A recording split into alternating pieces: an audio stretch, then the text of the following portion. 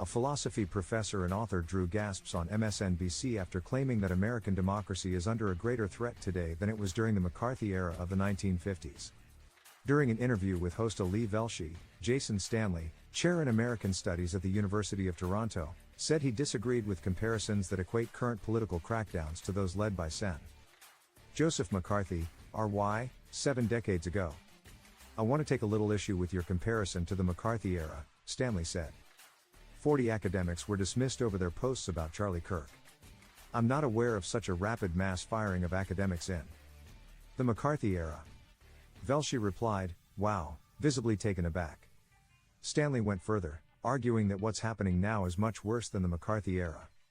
He cited examples of people across various industries being dismissed or censored for their views.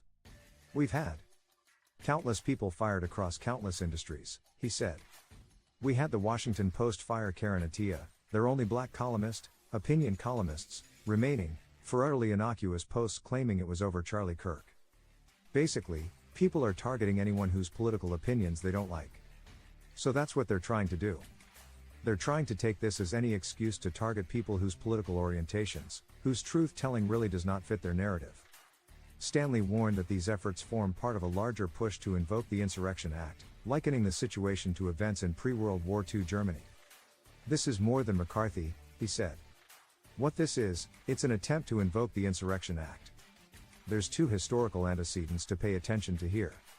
The first is the Reichstag fire, when allegedly a communist burned down the German Reichstag and Hitler flooded the streets with his sort of official thugs, which is sort of equivalent to, analogous to, what it looks like is happening with ICE." He continued, "Then extreme voter intimidation happened. And then after the election, Hitler passed the Enabling Act to take full power. So that seems to be a very clear antecedent here.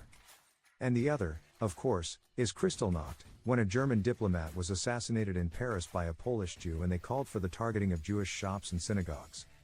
Stanley concluded by warning that the Trump administration is not successfully convincing the public that its aggressive actions are justified.